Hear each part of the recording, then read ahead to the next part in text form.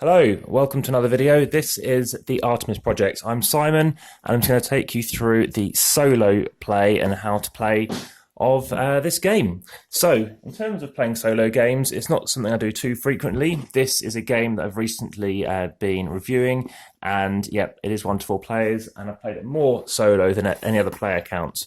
I've played Terraforming Mars, if you've watched the other video on the Artemis Project. But I have also played solo, and I thought that was a great thrill ride as well. Much quicker as well, takes about 40 minutes. In this game, it takes about 40 minutes as well, funnily enough. And the best thing about it is you don't need too much stuff out. You need a player colour, so let's go with lavender naturally. And we just need a couple of colours. They represent the drones. The last thing we need is one final thing, just to represent basically what we're rolling to say which way round we're going with the drones. But you'll see what I mean in a moment. So you'll need the other bits and pieces out, you're going to need the cards out, and you're going to need a single player board. And that's it. So why am I showing you on a different table? Because this does not take up much space. And when I've played it solo, this is the table I have played it on. I've set it up, which takes about 10 minutes, say the night before, and played it before breakfast. It is early now, it's 8 AM, and hence also in here it's a bit of a different kind of light, a bit of lighting as well. Which, if you know anything about videography, then natural light is always nice. So, the board, you set that up first. In terms of if you want to check any of the rules and see how well you get on, it's going to be the inside back cover. You're looking to get a score along the bottom here. In terms of the scoring, it is difficult, shall I say, to get a good score, at least in my opinion. So you're going to need your stuff, you're going to need your player board. So that can just stay at the top there, and that can stay on the bottom. You take out your bits, which I put into individual bags so you can see what's on there. You have your 5 things, let's just say that's what's been rolled. You're chucking out those bits. The drones go first, you go second, the other drone goes last.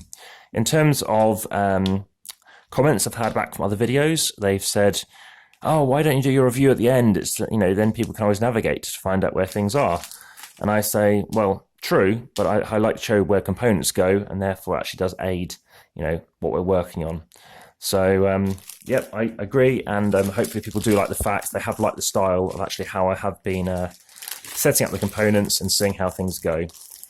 You may recall, if you've watched the other videos, do watch the other videos first. I'm not explaining everything in this one.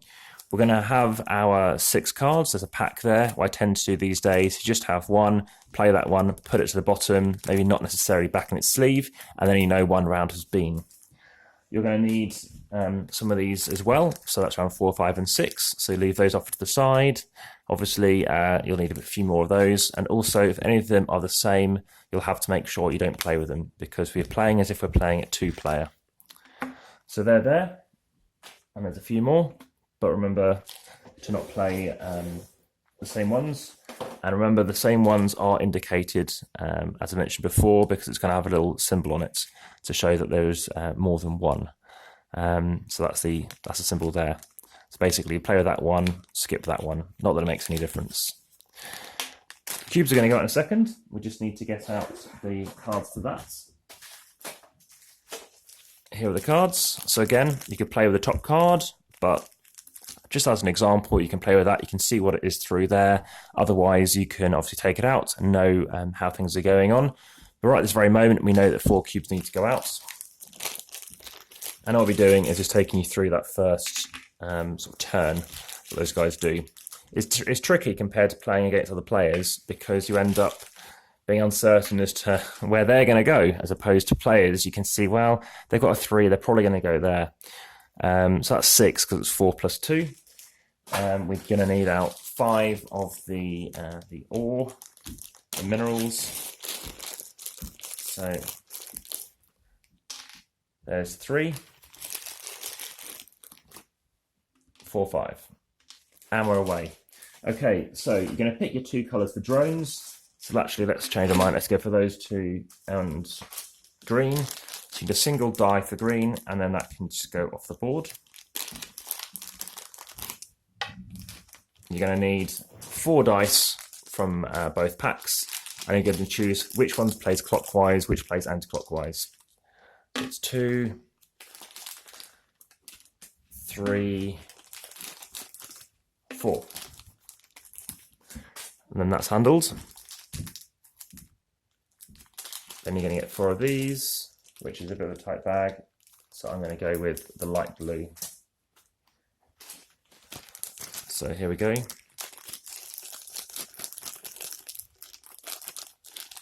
One, 2, 3, 4. Okay, so they're all in play. So you're going to choose a first player. The only thing left to do is chuck out some of the actual buildings. And it's 1 per player, but remember, we're playing as if we're playing 2 players. So it is quite tight. So you're going to chuck out 2 of these. So 1 and 2. They're the options we're playing with. And what we're doing is we're rolling a dice to say where this thing is going to start. So the die says 1, 2, 3. You're then going to roll these to represent the first drone. And basically the drones represent the fact that they're very good at automating and you know, taking your job, so you need to prove that you're good enough. You're going to play out the highest one first. Sorry, I meant the lowest one first. So we're going to put the 1 here. Then we have the 4 on the building closest to the depot. When I mean the depot, I mean the stack, if that makes sense. So, and then nothing necessarily goes here because they don't need anything, but it can still go there and just stop something from happening. Over here, nothing will go there. There's nothing in the gantry because it's got nothing to benefit from. And finally, 6 switches all the way around, and it's going to go on the card. Then it's my turn. I see what's out there. I see what I fancy having. Well, that's looking quite cheap, so I'm thinking I might chuck that in there because I'm guaranteed to get 4. I say guaranteed. Let's see what happens. What other stuff do I need to do? Do I want a victory points? Well, it's handy to get these chips. I want to get most of them out of the 6 rounds. Probably want to get 5 of them. Why do I want to get 5? Well, if we look on here, you can get 3 victory points, so it does make a difference. So I think early on, do that and then focus on whatever's left later on. And I want a building this round. So building, I'm going to need some ore. So I've got some minerals down here. Let's go quite cheap and just chuck on a 2. Let's hope that doesn't come along. The other risk is they're going to knock me off. So I need to balance that. So let's do a 3 and use up all my minerals. I'm going to get some more though anyway. Let's try and complete this. We need 8. So now that completes that one. If they come along, you'll see I could get bumped off. We don't really need any of these things. And this states that you can pay 2 energy to gain a victory point 3 times per player. That looks pretty strong as well. So let's do that. Let's chuck on 1, 2, 3, 4. Let's chuck on a lot based on that. We don't need, we need to chuck out some people. We didn't do that one, only because it's drones. It's, you think, oh, well, who needs people? So it's 1 times the number of players plus 2. So we're playing as a 2-player in theory. So that's 3, 4. Based on this, we do need some specific chaps out. I'm thinking going for the 6 and going over here. And even if I don't get victory points from these guys, I can put them on here and I'm getting a thing. So now what happens is this guy rolls again and it starts off at 2. So this time this goes along. So let's roll them. And this is what we have. So the lowest goes first. So I'm going to still take all of them, which is great. Haven't lost anything. The 4 goes along. It's going to go afterwards. It gets nothing. 4 goes along here. It bumps me off. It naturally picks me over its other drone. And then the 6 comes along here and doesn't do anything. This then gets resolved. So as you can see, this completes. I'm going to get a shield. I'm then going to be getting a choice. I can choose first, so it doesn't matter. Then we obviously resolve this in a moment. They get that, so that just gets discarded. I'll get 4, they get nothing. I get bumped, so I got 1. I can get 2 toolkits. These will both go away because they've both had something completed on them. Over here, they'll choose. They always choose the most expensive first, so they're going to take Mr. Purple. And then I'm left with either a pioneer or somebody else. Based on what's coming up, I'm not certain of. I'm going to have to lose somebody because I'm building, so I'm probably going to go over into the military zone with the red dude. So I've gone over there, I've gone for Renegade, and that basically completes the round. And finally, I can pay. So I did get 5. I can convert, which I probably will do, 6 for that to get 3 victory points, and then obviously lose the guy I would have had. I probably wouldn't even bought him, to be honest. because I couldn't have then fed them. So I left them alone. These all go off. These get replaced. We're about to start round 2. A new card will come out. I'm going to put new tokens here and here. The drone 1 is going to roll again, see where it starts, and see how we progress. So that is that in a nutshell. My score has been around 18, I think, on the first game. I think 21 in game 2. Getting those high victory points from that is tough. But yeah, you could choose to going for stewards. You could choose to go for the Marines, the engineers, or the pioneers. I think buildings are very important, as with many of these games. But that is the Artemis Project. I'll save you the packing away because you've seen how that happens. But as it goes, I think playing it solo is a pretty good way of playing it. It is frustrating because you have no idea where those drones are going to pop up next.